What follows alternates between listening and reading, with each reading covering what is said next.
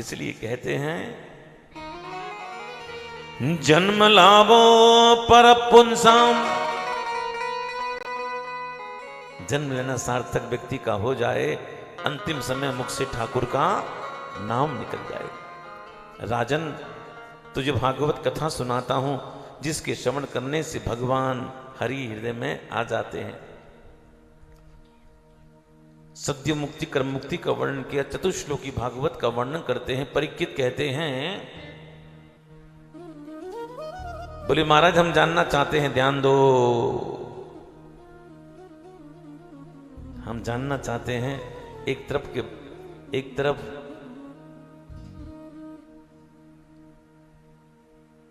आप बीच में कहां चले जाते हैं? अदर्शना इति लोप हो।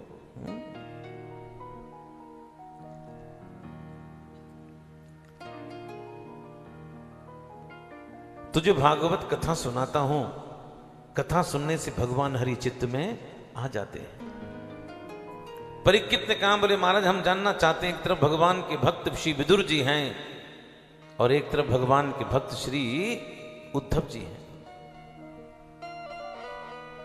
इन दोनों का मिलन कहां हुआ? कृपा करके हमारे लिए बताइए।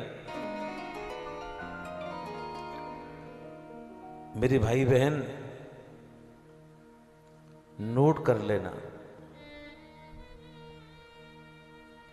भगवान के भक्त जहां मिलते हैं, जब मिलते हैं, चर्चा प्रभु की करते हैं,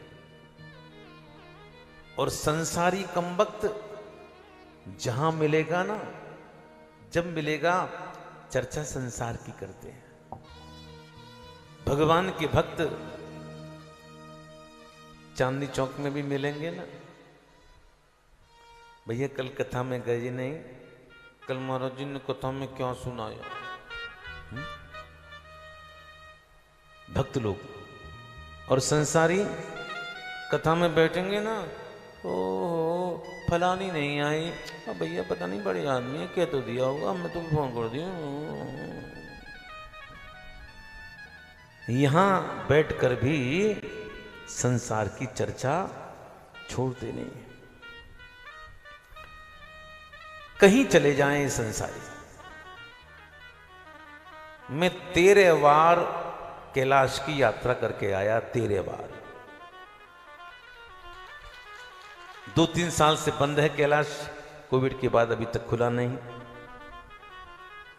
मेरे साथ बंबई का एक परिवार गया, तिवारी जी, झुंझुन वाला परिवार था, मारवाड़ी लोग थे, बड़े लोग थे। जब हम लोग कैलाश पर पहुंचे, दर्शन किए, पूजन अर्चन चल रहा है, वो सज्जन हमसे कहते हैं, गुरुजी आपका मोबाइल चालू है? हमने कहा भैया चालू है, आपका नहीं चालू है? बोले नहीं मैंने खोला नहीं है, ISD लग जाएगी। बोलो राधे राधे। ISD लग जाएगी क्योंकि विदेश में है, वो मीटर भगता है। तो मैंने की, बोले आपका मोबाइल चालू है गुरुजी? देखो उस्ताद है मारवाड़ी, तेरा तो मीटर घूमेगा और हमारा नहीं घूमेगा। हमने कोई बात नहीं बाबूजी ले लीजिए। और मुझे लगा कि बेटे को फोन करके कहेगा, बेटा दर्शन हमने कर लिए, अगली बार तुम भी बहू को लेकर आना, ऐसा वैसा ये तो बोलेगा। उसने तुरंत फोन मिलाकर बेटे से कहा, बेटा जल्दी टीवी खोलकर देखकर बता रिलायंस पेट्रोलियम शेयर के क्या भाव चल रहे हैं, हमारा नेस्ले कहां तक पहुंचा।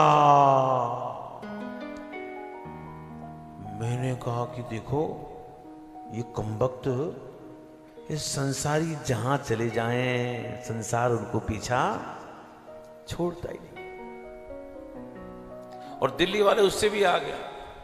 ये दिल्ली का ग्रुप मेरे साथ में गया था, तो वो हम लोग मानसून में स्नान कर रहे थे और मैं से पान कर रहा था, तो मेरे बगल में वो सज्जन खड़े थे, गुरुजी पानी बड़ा शुद्ध है यहाँ का, पानी बड़ा अच्छा है, गुरुजी आप कहो तो यहाँ बिस्लरी का प्लांट खोल लो। बोलो राधे राधे। मैंने कमबख्त यहाँ आएगा कौन लेने के लिए, महाराज तेरा बिस्लरी का प्लांट। ये संसारियों की आदत बड़ी खराब है। अब आदत हमारी भी खराब है। जहां जाते हैं कहीं बढ़िया फील्ड देखा, बढ़िया हॉल देखा, एयर कंडीशन, मन करता है कथा यहीं होनी चाहिए। बोलो राधे राधे। देखो, दो विदुर जी की चर्चा आती है। एक विदुर वो जिसका वर्णन महाभारत में आता है। जो महाभारत के विदुर हैं, जितनी संपत्ति धृतराष्ट्र के पास में है उतनी संपत्ति विदुर जी के पास में है। जितने शानो शौकत से धृतराष्ट्र रहते हैं उतनी शानो शौकत से विदुर जी रहते हैं। ये विदुर जी कौन है जिसका वर्णन महाभारत में आता है।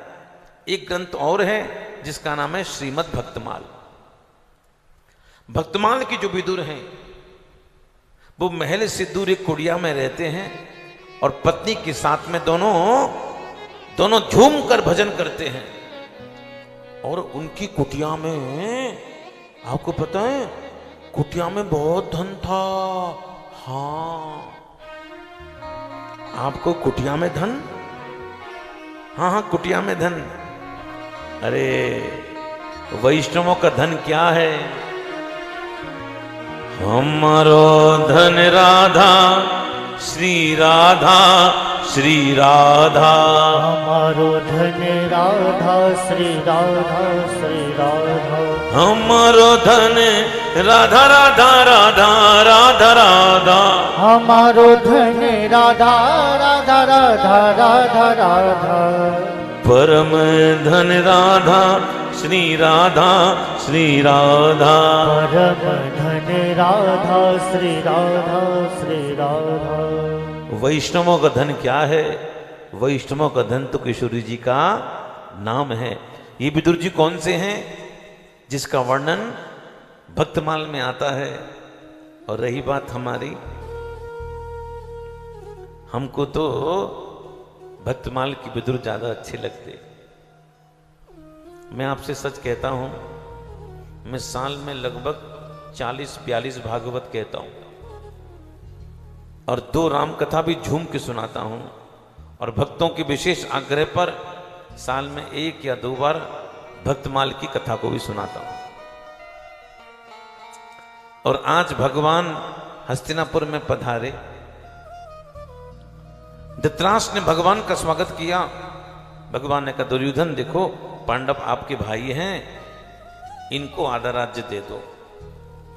नहीं दूंगा। 5 गांव दे दो। नहीं दूंगा। 1 गांव दे दो। नहीं दूंगा। सुई के नोक के बराबर भी जगह नहीं दूंगा। बंधुओं, एक बार राधे राधे बोलो, जोर से बोलो।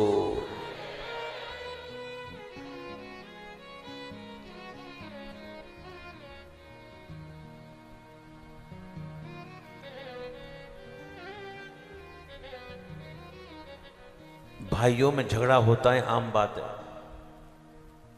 आम बात। लेकिन कभी कभी झगड़ों के बीच में जब भाइयों में बोलचाल बंद हो जाती है तब मामला गड़बड़ हो जाता है। झगड़ा कितना भी हो जाए लेकिन चेष्टा करनी चाहिए कि भाई लोग बोलचाल बंद नहीं करें। अगर बोलचाल ही बंद हो गई तो सुलह के सारे रास्ते बंद हो जाएंगे। रामचरितमानस को उठा के देख लो, राम जी बोले हैं, लक्ष्मण जी बोले हैं, भरत जी बोले हैं, लेकिन शत्रुघ्न भैया एक शब्द नहीं बोले। एक शब्द नहीं बोले शत्रुघ्न जी। एक बार शत्रुघ्न भैया हमको मिल गए, अयोध्या में कथा चल रही थी, शाम को वॉक कर रहे थे, अचानक मिल गए। हमने कहा भैया एक बात बताओ, जब संसद में कुछ बोलना ही नहीं था तो गए काहे को? ये सुनकर शत्रुघ्न जी ने कहा, सलील जी, जो काम बड़े भैया राम ने बोल के किया, जो काम भरत भैया ने बोल के किया, जो काम लक्ष्मण भैया ने बोल के किया, वही काम मैंने चुप रह कर लिया, बस केवल यही बात है। कहना चाहते हैं जिसके सिर पर एक नहीं दो नहीं तीन तीन बड़े भाइयों का हाथ है, तो छोटे को बोलने की जरूरत क्या है। आज समाज में आपसे बात छुपी नहीं है। आज छोटा बड़े को गाली दे रहा है और बड़ा चौराहे पर खड़े होकर छोटे को बेइज्जत कर रहा है।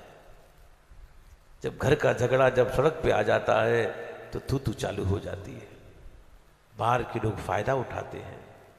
बंधुओं, कभी बंटवारे में कुछ कम भी मिले तो व्यक्ति को तसल्ली करनी चाहिए कि परमात्मा देख रहा है।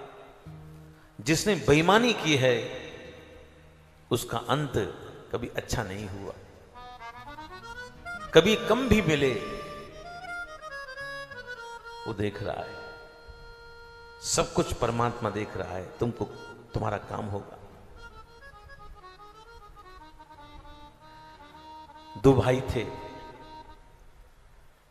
बड़े भाई ने कॉलोनी में अपना मकान बना लिया और छोटा पुराने मकान में रह गया, और बड़े भाई ने अपना जो पोर्शन था उसमें ताला लगाकर चाबी ले गया। ठीक है, ठीक बात। कुछ समय बीता। एक दिन छोटा भाई बड़े के पास में आया, कहता भैया भैया आपका पोर्शन खाली पड़ा है, हॉल भी खाली पड़ा है, आपको तो चाबी दे दो तो मैं उसमें कोचिंग खोल लूँ, बच्चों को पढ़ाऊंगा। बड़े ने कहा एक बात बता, तुझको तेरा हिस्सा मिल गया ना, तेरी इस पे निगाह है, तेरी नहीं देना, जा। डांट दिया, बेचारा चला गया। पत्नी ने कहा ये जी छोटा भाई था, आप दे देते क्या बिगड़ जाता आपका, तू कुछ मत बोल। बेचारी चुप हो। कुछ समय और बीता। एक दिन की बात, बड़ा भाई सब्जी लेने के लिए मार्केट पे आया। ध्यान दो, सब्जी लेने मार्केट में आया और आज उसको बहुत दिन के बाद, महीनों के बाद उसका सब्जी वाला मिल गया। राम प्रसाद, हाँ बाबूजी प्रणाम, बाबूजी प्रणाम। अरे कहाँ गया था रे, बहुत दिन बाद दिखाई दिया। राम प्रसाद ने कहा बाबूजी हम गांव गए रहे। काहे गए रहे? हमारा पिताजी नहीं रहे ना, तो घर का जिम्मेदारी हम पर आ गया। अब हम पिताजी का सारा क्रियाक्रम कर कर हम जब चलने लगे तो हमारा छोटा भाई रोने लगा। भैया हम क्या करें, हमारा तो पास कोई काम है नहीं, तुम ही बताओ हम कहाँ जाएं। बात भी सच था उसका।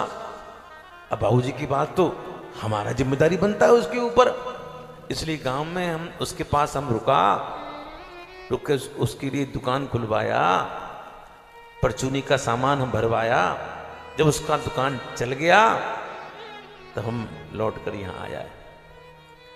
और बाबूजी सच कहता हूँ, जब आ रहा था तो छोटा गले मिलकर बहुत रो रहा था। हमको छुटिया की बहुत याद आती है, बहुत अच्छा भाई है हमारा। बड़े ने सुना, सुनकर घर गया। घर जाकर मकान की चाबी ली, अपना बैग लिया और बैग लेकर छोटे घर पे आया। घंटी बजाई, छोटा निकल के आया। अरे भैया आ, पाम छुए बैठाया। पत्नी भी आई, पानी लेकर आई। बच्चों ने कहा ताऊ जी आए, ताऊ जी आए हैं। और ताऊ जी ने बच्चों को गोदी में बैठा लिया। गोदी में बिठाकर उस बड़े भाई ने चाबी निकाल कर कहा, ले बेटा ये चाबी ले। तो उस दिन बोल रहा था ना कोचिंग खोलने के लिए, नहीं भैया कोई बात नहीं, मैंने एक आध जगह देखी है, किराए की जगह मिल जाएगी भैया, कोई बात नहीं। पगला पगला हुआ है, घर की चीज खा ली है तू किराए लेगा। चाबी दी और चाबी देने के बाद 50,000 रुपये भी उसके हाथ में रखे। भैया ये क्या? अरे पगले, जब तू कोचिंग खोलेगा तुझे कुर्सी मेज भी तो चाहिए, कंप्यूटर भी तो चाहिए, तुझे जो भी चाहिए तू लेकर आना और मुझे बता देना, चिंता मत करना। और जब बड़ा भाई चलने लगा, छोटा भाई रोते रोते बड़े भाई के गले लग गया। गले लगकर कहता, भैया आज बाबूजी याद आ गए।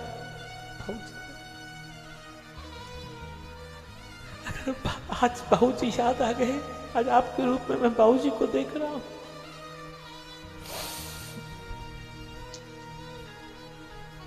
पहले मैं समझता था कि मेरे पिता नहीं रहे, मैं अनाथ हो गया, लेकिन भैया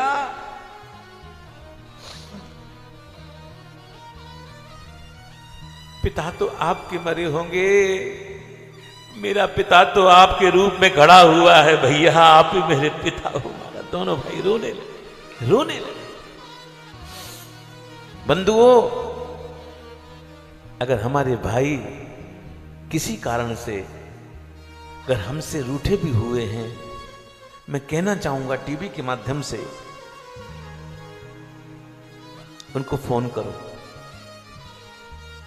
उनको मनाओ। गलती नहीं है फिर भी क्षमा मांग लो। क्षमा मांगने वाला व्यक्ति बड़ा होता है और क्षमा कर देने वाला उससे भी बड़ा होता है।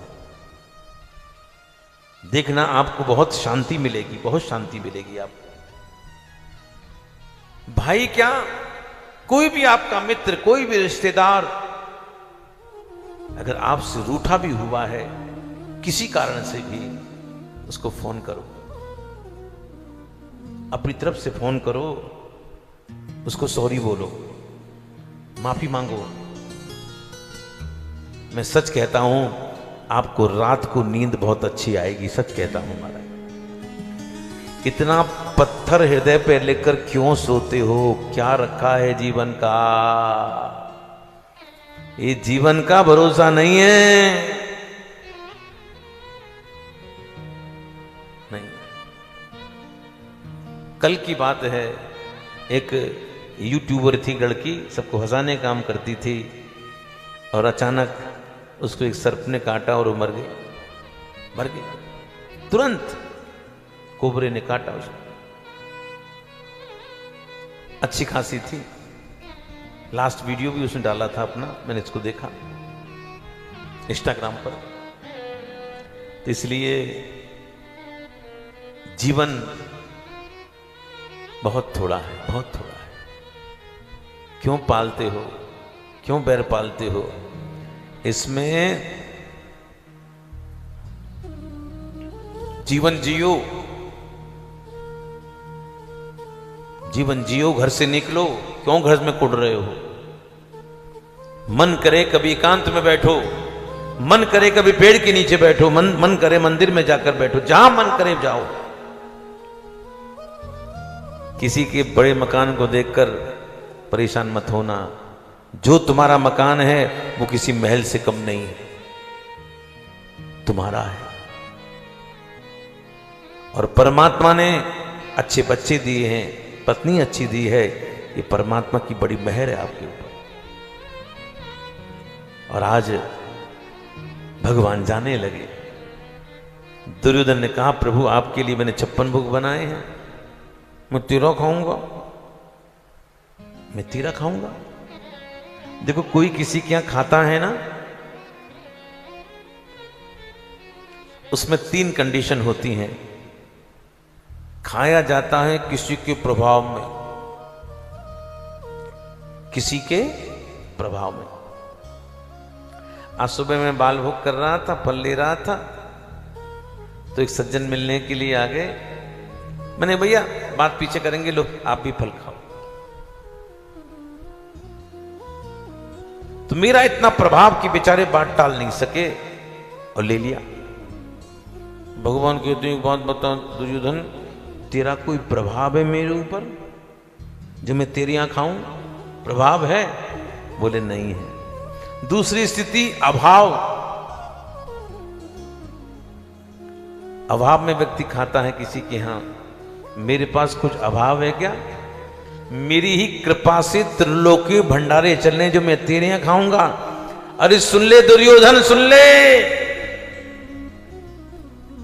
ना मैं प्रभाव में खाता हूं ना अभाव में खाता हूं, मैं तो एकमात्र भक्त के भाव में खाता हूं।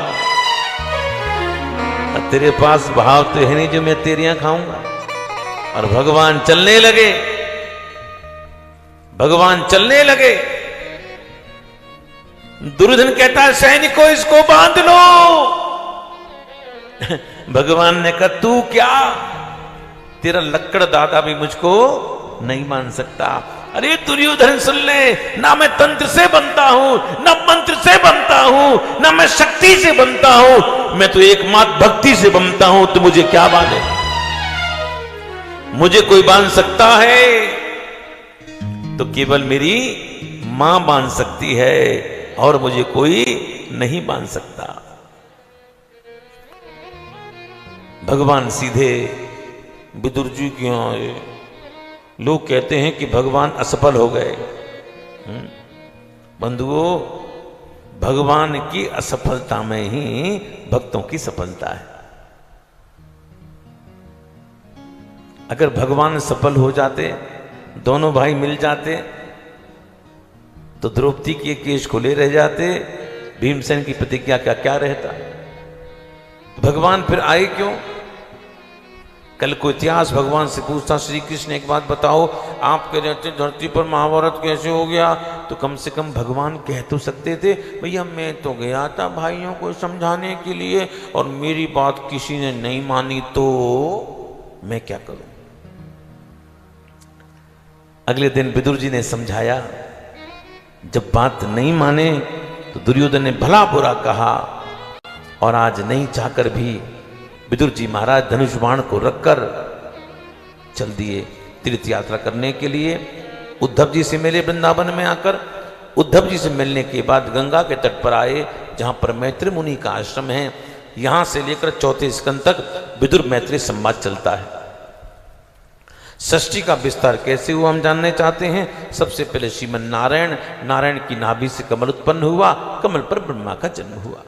ब्रह्मा से षष्ठी करो, बोले जो आ गया।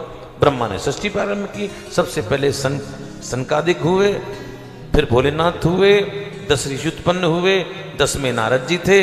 ब्रह्मा की छाया से कर्दम ऋषि पैदा हुए, जो पिता की आज्ञा को मानकर तपस्या करने के लिए बैठ गए। इतना ही नहीं, षष्ठी का विस्तार फिर भी नहीं हुआ। इस पर ब्रह्मा से एक मिथुनी जोड़ा उत्पन्न हुआ, जो मनु जी उनकी पत्नी शत्रुपा जी हुई और जिनके यहां पर 3 कन्याएं हुई, आकुति, देवहूति, प्रसूति। 2 पुत्र हुए, एक का नाम प्रियव्रत, दूसरे का नाम उत्तानपाद। गृहस्थियों के सुनयुग उत्तम चरित्र। एक बार राधे राधे बोलो।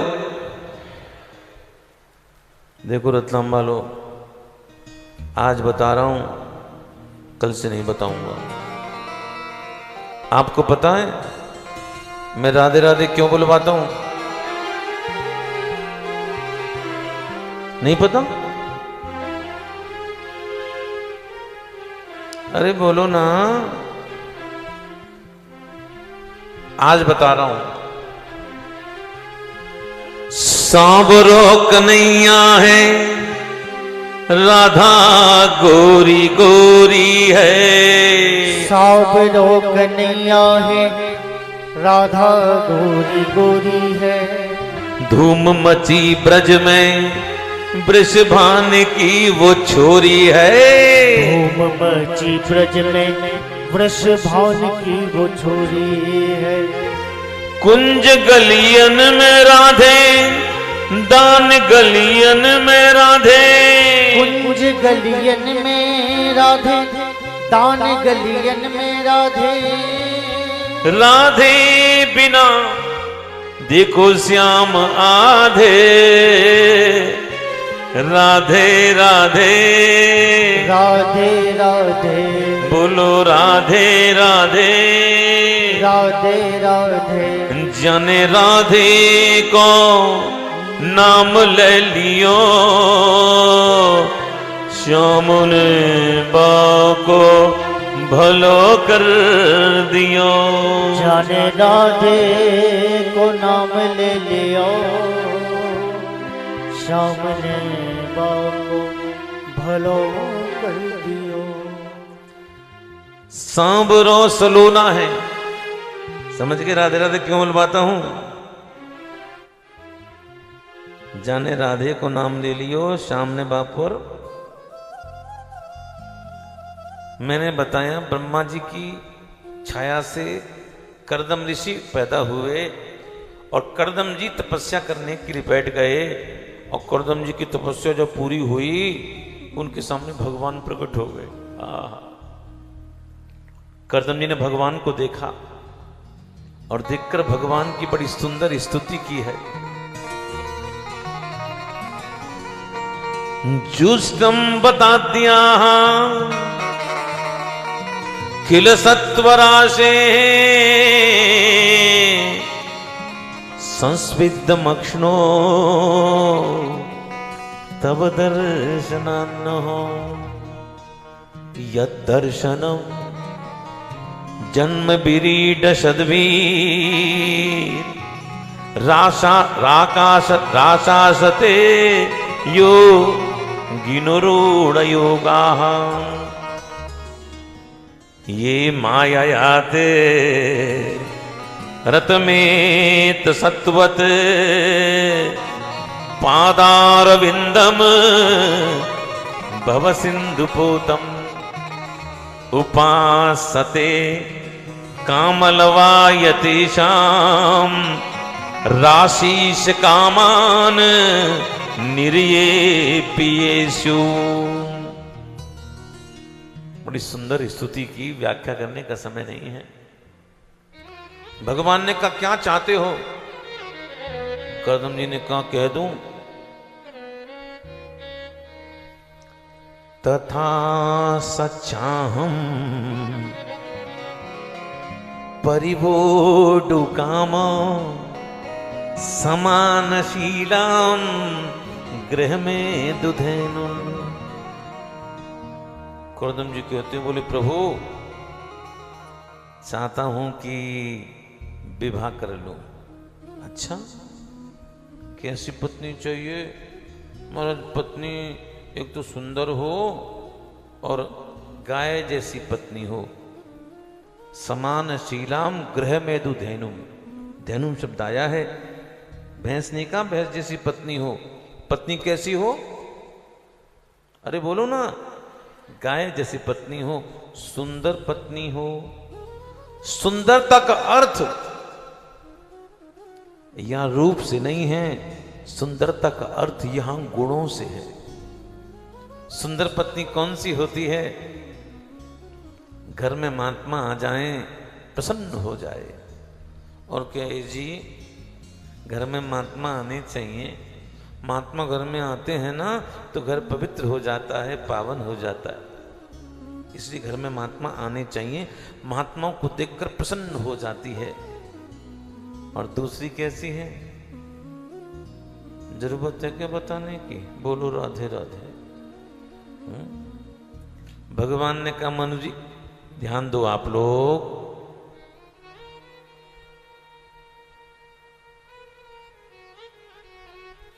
भगवान ने कहा करदम जी आज से ठीक 3 दिन के बाद मनु जी अपनी पत्नी शत्रुपा और अपनी बेटी देवहूति के साथ यहाँ आएंगे।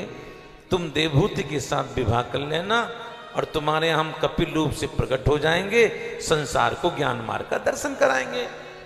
ये सुनकर करदम जी ने कहा प्रभु एक बात बताओ, जब सारा मामला पिट कर दिए हो तो 3 दिन का चक्कर काहे डाल दिया? साथ में लिया थे चटमगनी पटबिया। भगवान बोले हम कहाँ बताएं, हमारा सेटिंग बैठ नहीं पाया। काहे नहीं बैठ पाया? भगवान बोले हम तो उड़ के चला आया हूँ, वो घोड़ा गाड़ी से आएंगे, आने में 3 दिन लग जाएंगे क्योंकि 3 दिन का रास्ता है। करदम जी ने कहा प्रभु एक बात बताओ, अपनी पूरी से चल तो दिए है ना? अरे पगले उनको रवाना करके ही मैं तेरे पास में आया हूं। 3 दिन में आ जाएंगे, पक्का आ जाएंगे, वो 3 दिन में आ जाएंगे। रास्ते में हैं जो सुना करदम जी ने रास्ते में है, करदम जी भागने लगे। भगवान ने कहा भले आदमी कहां भाग रहे हो? बोले आपने तो कहा था आने में 3 दिन लगेंगे। बोले तुम कहां भाग रहे हो? करदम जी बोले प्रभु मैं सोच रहा हूं थोड़ा वह चलेंगे, थोड़ा मैं चलूंगा और मिल जाएंगे रास्ते में ही शादी कर लेंगे। भगवान ने कहा भले आदमी जल्दबाजी मत कर, तसल्ली कर। भगवान अंतर्ध्यान हो गए। ये प्रसंग बहुत लंबा है। मनु जी पत्नी के साथ, बेटी के साथ में आए। करदम जी ने उनका स्वागत किया। बहुत इधर उधर की बातें हो गई। अब मनु जी ने एक बात कही,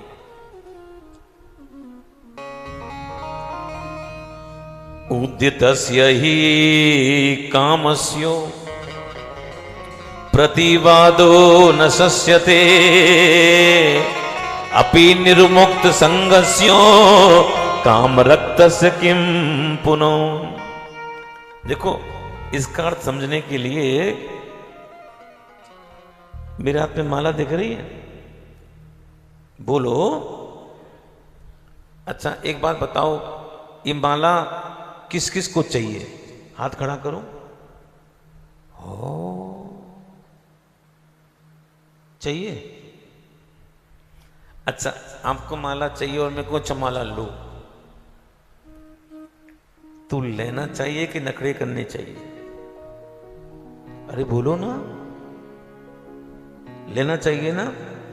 इस श्लोक का ये अर्थ है, मनु जी कह रहे हैं शादी करने का मन है तो चुपचाप शादी कर लो, नखरे मत करो। ये अर्थ है इस श्लोक का। बोलो राधे राधे। करदम जी ने कहा हम विवाह करने को तैयार हैं, लेकिन हमारी एक शर्त है। क्या शर्त है?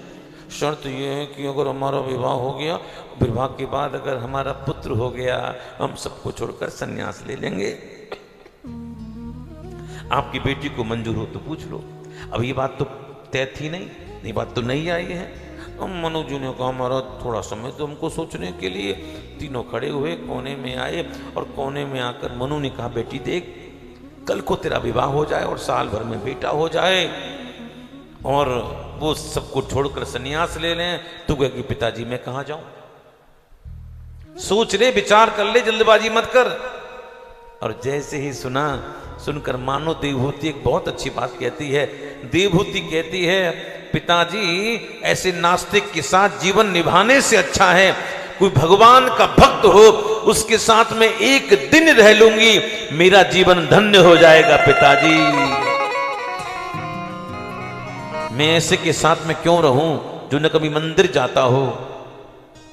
मैं ऐसे के साथ में क्यों रहूं जो न कभी दान पुण्य करता हो? मैं ऐसे के साथ में क्यों रहूं जो ना कभी भागवत कथा कराता हो? मैं तो ऐसे के साथ में रहूंगी जो कम से कम ठाकुर का नाम तो लेता हो। मनु जी की आंखों में आंसू आ गए बेटी की बात सुनकर, और अपनी बेटी का विवाह आज करदम जी के साथ में कर दिया। बहुत दान दहेज अपनी बेटी के लिए प्रदान किया और आज अपनी बेटी को विदाई दे रहे हैं। मेरे भाई बहन, अपनी बेटी क्या, जब पड़ोस की बेटी भी जाती है ना, आंखें भर जाती है। बेटी जब जाती है ना, तब देखो कोई कंबे पे सिर रख के रोता है, कोई रुमाल में मुंह छुपा के रोता है।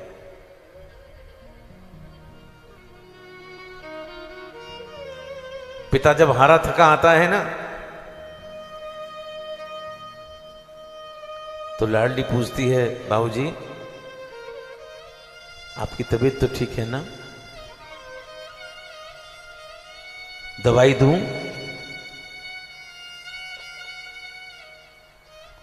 चाय बनाऊं? पिता सोचता है कि जब ये चली जाएगी इस घर का क्या होगा।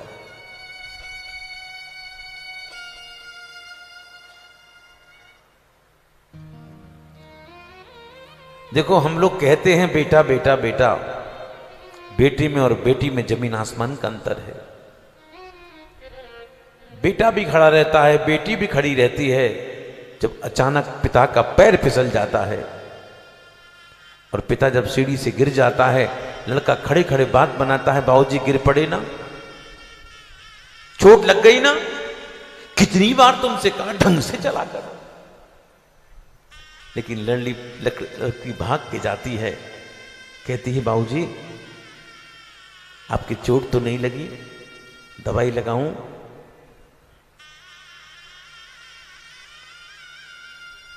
बच्ची ये पूछे बाबूजी एक बात तो बताओ, हम और भाई घर में संग संग रहे, खेले कूदे, लेकिन आपने भाई को तो घर में रखा है, मुझे घर से बाहर क्यों निकाल रहे हो? बेचारी निरुत्तर हो जाता है, कुछ नहीं बोलता।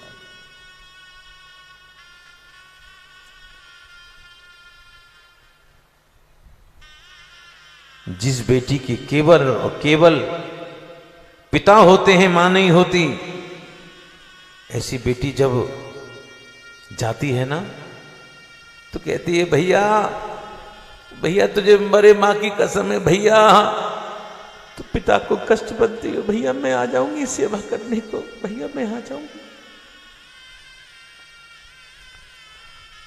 और जिस बेटी की केवल मां होती है, पिता नहीं होते, ऐसी बेटी जब घर छोड़कर जाती है तो मां बच्ची का हाथ पकड़कर अपने पति की तस्वीर के सामने खड़ी हो जाती है, कहती है कन्या के बाबू इतनी सी गए थे, आज आपकी बच्ची इतनी बड़ी हो गई है, आज इसको विदा करने के लिए नहीं आओगे, नहीं आओगे। आज मानो तस्वीर भी फूट फूट के रोने लग जाती। वैसे तो मायके का संबंध मां से होता है, लेकिन मायके का संबंध मां से नहीं, मायके का संबंध पिता से होता है। किसी बेटी के जब मां मरती है ना तो बेचारी रोती है, दुखी होती है, फिर सोचती है मेरे पिता तो बैठे हैं। और जिस बेटी के पिता नहीं रहते, ऐसी बेटी मायके की चौखट पे आकर सिर पटक पटक कर रोती, कहती है मेरा तो मायका छूट गया, मायका छूट गया। अब मां तो भाभी के अधीन है, भाभी चाहेंगी तो मुझको बुलाएंगी, भाभी नहीं चाहेंगी तो मुझे क्यों बुलाएंगी।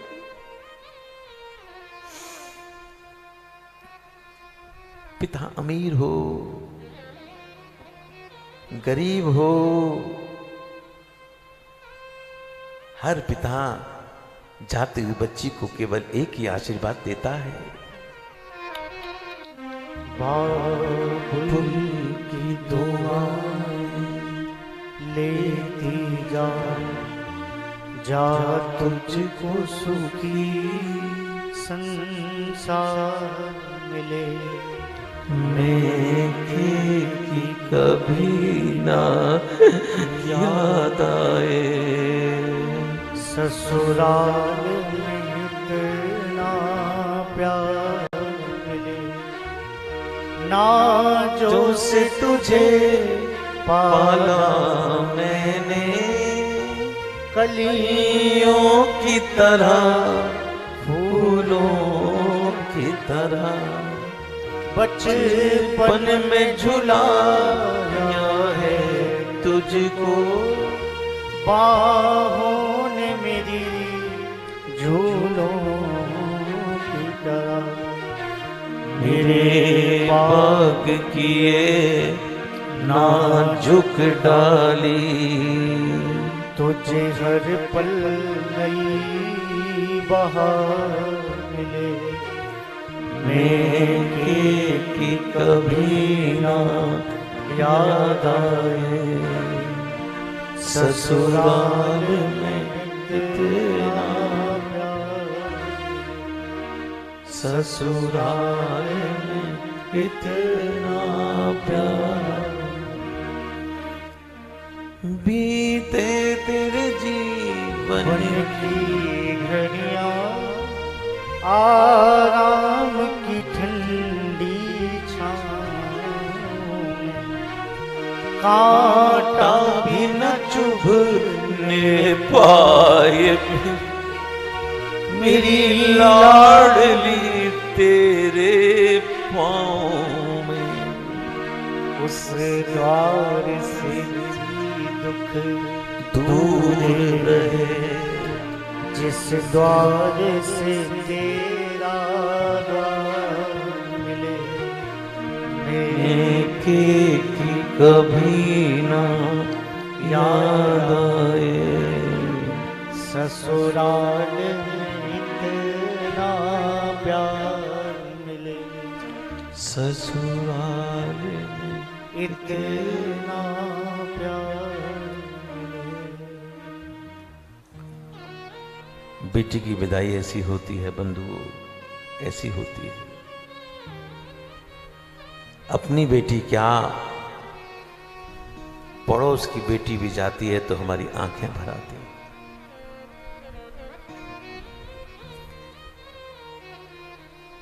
आज देवहूति की विदाई हुई।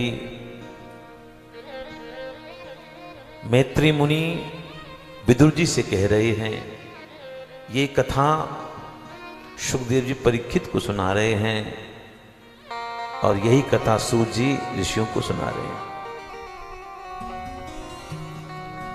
पितृभ्याम प्रस्थिते साध्वी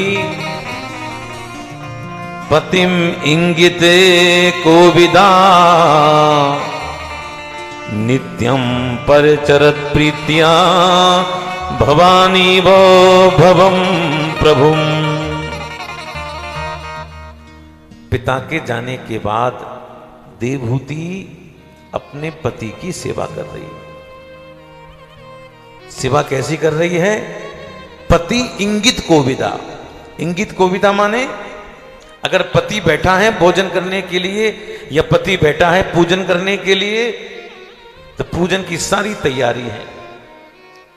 चंदन रखा हुआ है, लेपन रखा हुआ है, फूल तुलसी रखे हुए हैं, आसन बिछा हुआ है, जल भरा हुआ है। इसको कहते हैं पति इंगित कोविदा। ये नहीं कि पति को ऑफिस जाना है, गर्म पानी नहीं मिला, कि तौलिया नहीं मिला, कि बनियान नहीं मिली, कि मोजा नहीं मिला, कि रुमाल कहाँ चला गया, सुबह सुबह घर में महाभारत हो जाती है महाराज। इसको कहते हैं पति इंगित कोविदा। और जानते हो, सेवा कर रही है शुद्ध भाव से, मन बुद्धि विश्वास के साथ। और वाणी कैसी है? कठोर नहीं नहीं नहीं। वाचा मधुरया च भो।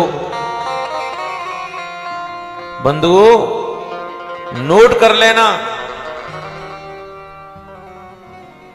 अगर वाणी में मधुरता नहीं है ना, तो ये दुनिया के लोग तुम्हारी सेवा स्वीकार नहीं करेंगे। मैं सच कहता हूं।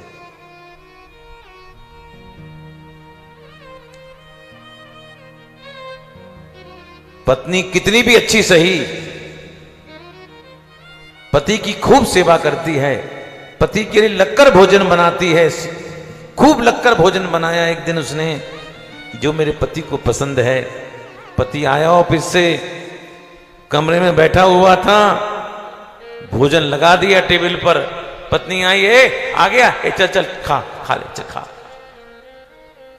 सच बताना भाइयों, वो रोटी नीचे उतरेगी? बोलो, नहीं उतरेगी।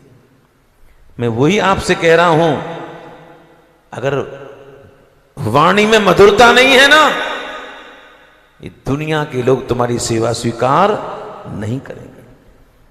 लेकिन एकमात्र मेरे ठाकुर ऐसे हैं, तुम्हारी कड़वी बात सुनने को भी तैयार रहते हैं।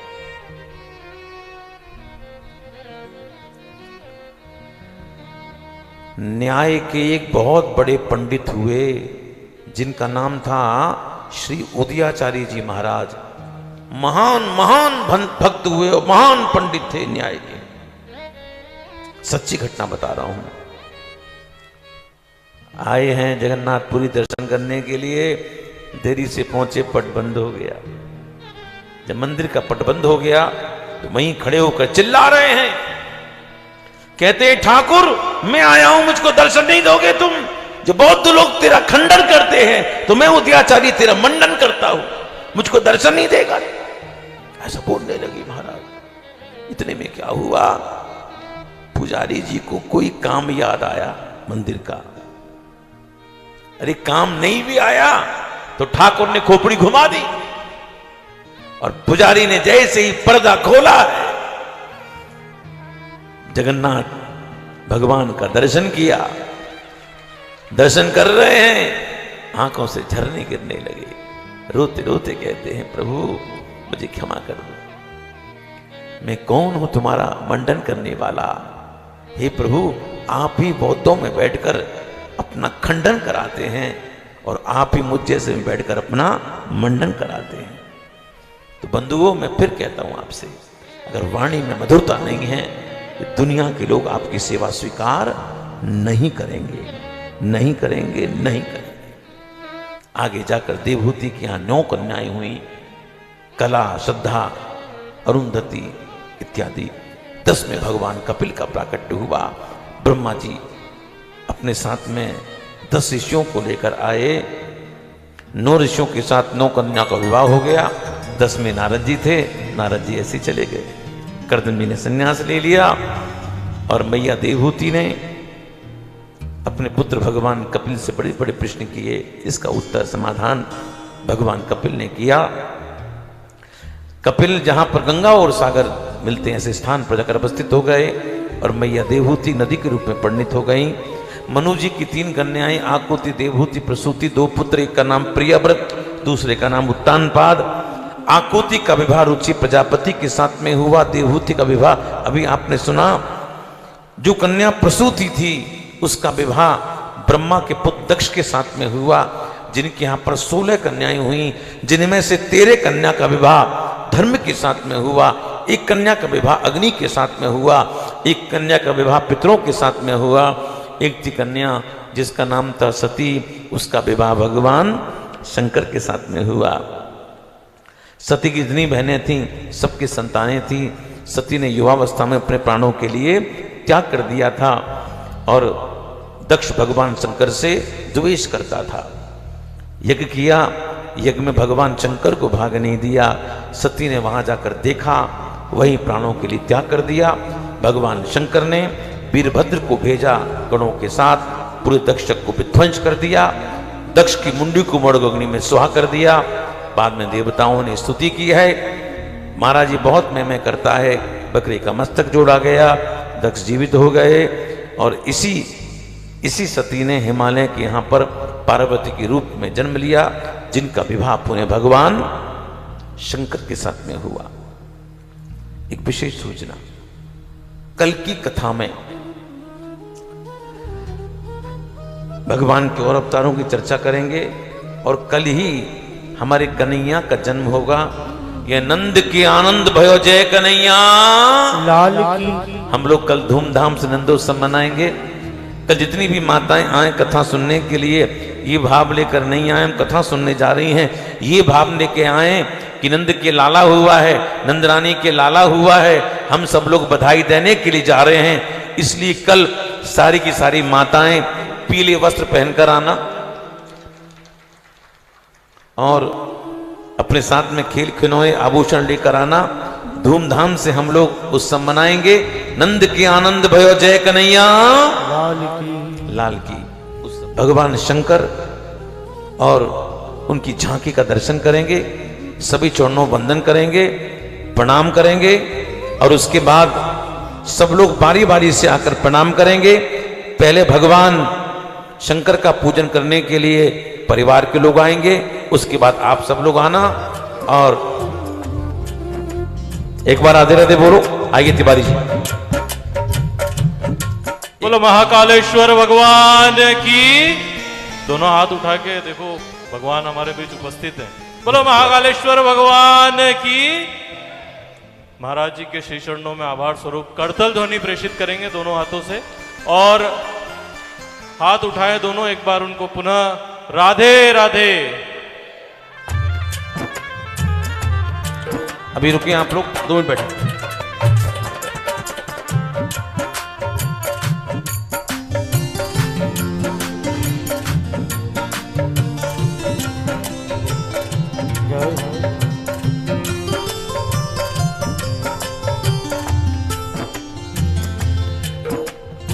नमामि शंकर नमामि हर हर नमामि देवो महेश्वर नमामि परब्रह्म परमेश्वर नमामि भोले दिगंबर। परिवार के लोग अगर पूजन हो गया हो तो उतर जाएं, फोटो सेशन बाद में होगा।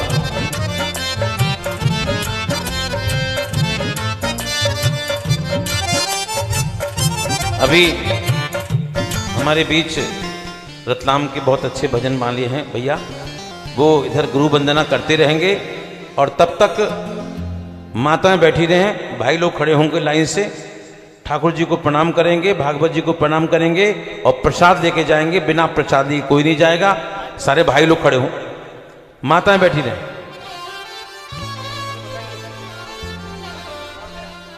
जल्दी चलते रहें आप लोग।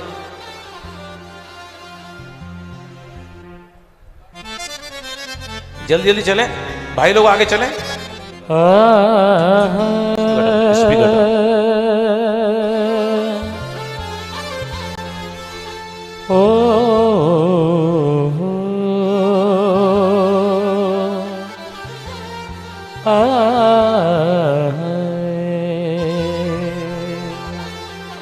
आटा तुझ बेटा।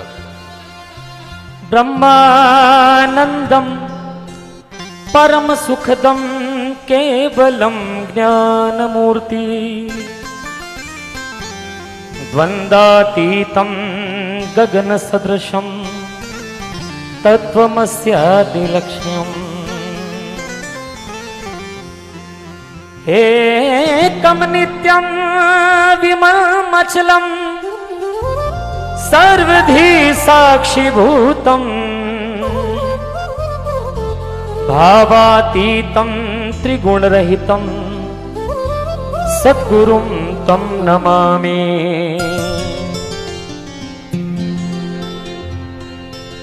थोड़ा ध्यान लगा, थोड़ा ध्यान लगा, गुरुवर दौड़े दौड़े आएंगे।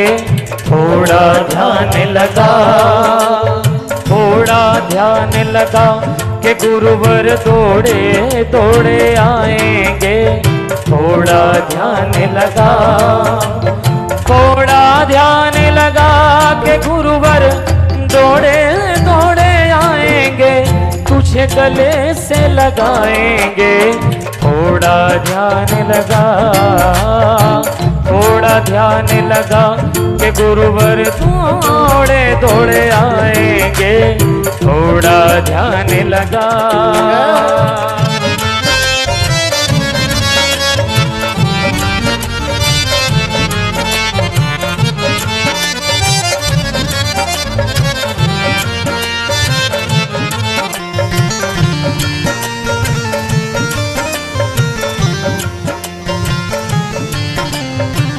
बहुत बढ़िया भैया, बहुत बढ़िया। ओ गुरु राम रमैया है, गुरु कृष्ण कन्हैया है। गुरु राम रमैया है, गुरु कृष्ण कन्हैया है। यही मेरा ईश है। ओ गुरु राम रमैया है, गुरु कृष्ण कन्हैया है।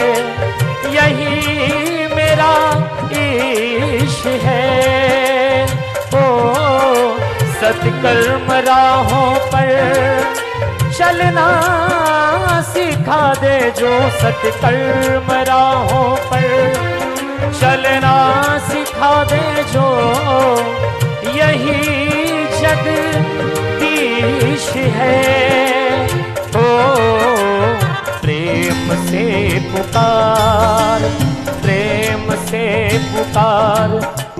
तेरे पाप वो जलाएंगे। प्रेम से पुकार, प्रेम से पुकार, तेरे पाप वो जलाएंगे, तुझे गले से लगाएंगे। थोड़ा ध्यान लगा, थोड़ा ध्यान लगा कि गुरुवर दौड़े दौड़े आएंगे। थोड़ा ध्यान लगा।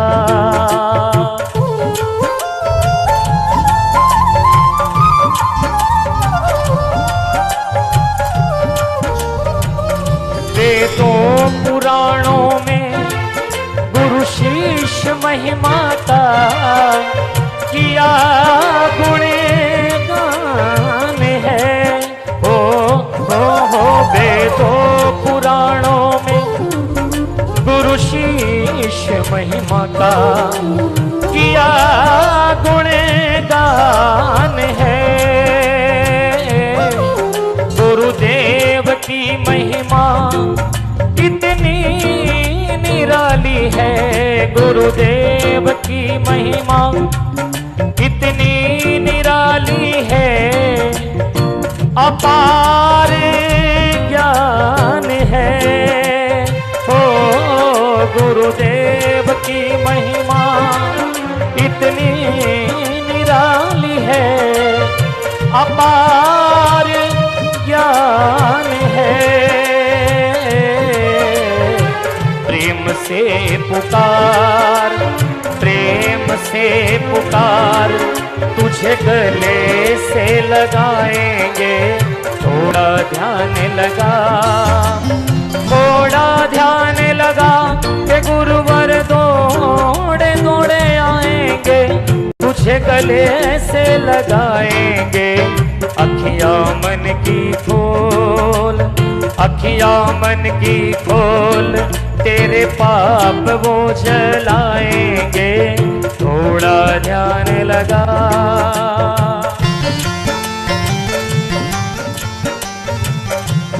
आरती।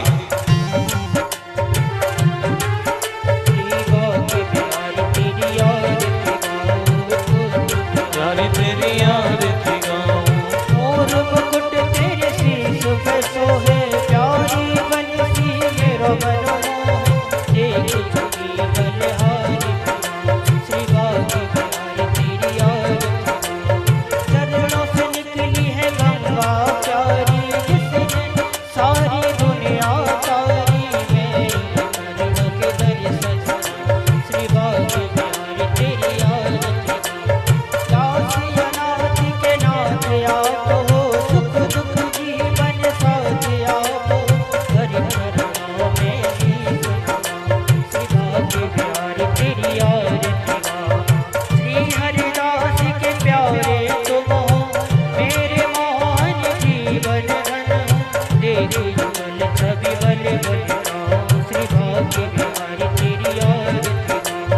ओ प्यारी तेरी याद थी, ओ भाग्य प्यारी तेरी याद थी। बोल बांके बिहारी लाल की जय, बोल ब्याजी महाराज की जय। जय जय श्री राधे, जय जय श्री राधे श्याम।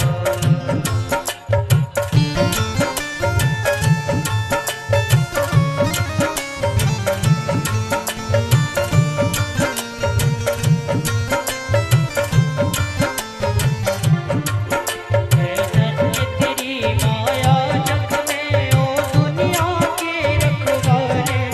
शिव शंकर डमरू वाले, शिव शंकर डमरू। राधे भैया।